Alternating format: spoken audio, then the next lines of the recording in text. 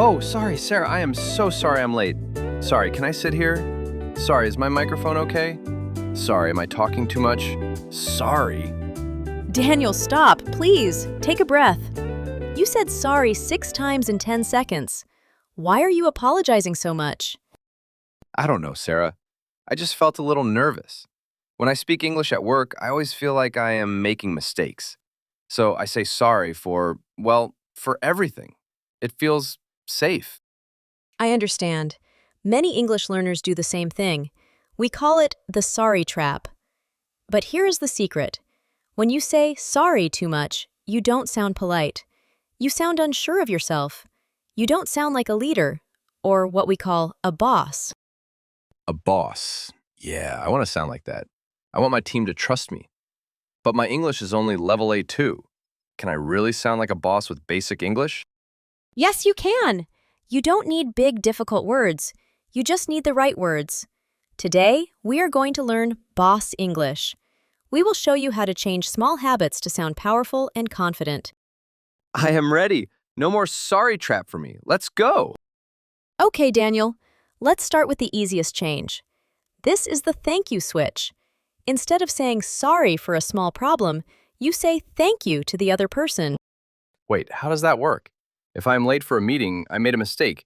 I must say sorry, right? Not always. Let's try a role play. Daniel, imagine we are in a meeting. You are 5 minutes late. Tell me the student version. Oh, Sarah, I am so sorry I am late. The traffic was very bad today. I am sorry for making you wait for me. Okay, in that version, you look small. You are focused on your mistake. Now, let's try the boss version.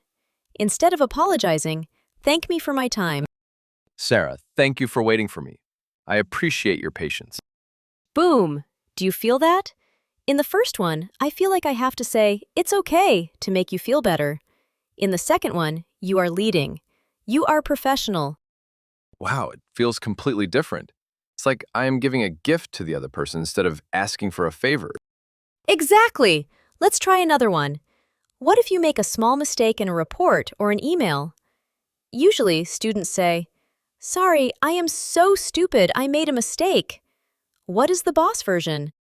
Maybe thank you for catching that mistake? Yes! Thank you for catching that. Or, thank you for the feedback. It shows you are strong enough to hear the truth. It moves the conversation from the mistake to the solution. I love this. Let me practice those phrases. Thank you for your patience. Thank you for the feedback. Thank you for your understanding. This is great. Now, tip number 2. We need to talk about weak words. These are words like maybe, just, and I think. But Sarah, I use those words all the time. I use them because I want to be polite. I don't want to sound too aggressive or mean. I understand, but there is a big difference between being polite and being weak. When you use too many safe words, you sound like you are asking for permission to speak. Can you give me an example? Sure, listen to this. I just think maybe we should try this idea, perhaps? How does that sound to you? It sounds like you are scared, like you don't even believe your own idea. Exactly. A boss states facts. Let's try a challenge. Daniel, tell me your idea for our next podcast. But you are not allowed to say maybe, just, or I think. Okay, no weak words. Let me try. I believe our next topic should be about travel. This plan will help our listeners. How is that? Perfect! You used I believe. It sounds strong. Other good phrases are I am sure, I recommend, or my plan is. So if I write an email, I should stop saying, I am just checking if you saw my message. Yes! Delete the word just. Say, I am following up on my previous message. The word just makes your message feel unimportant. If you delete it, your message feels professional. That is so helpful. I often use just in every sentence. I just wanted to say, I just have a question. From now on, I am deleting just from my brain. Our final tip is about verbs. At the A1 to A2 level, we use the verbs help and do for everything. I help with the project. I do the reports. Is that bad? They are easy words to remember. They are not bad, but they are student verbs. If you want to sound like a boss, you need action verbs. Instead of help, try using support or manage. Manage. I like that. It sounds like I am the leader of the work. Yes, and instead of do, try the word handle. To handle something means you are in control of it. It is a simple word, but it sounds very professional. Let's do a quick practice.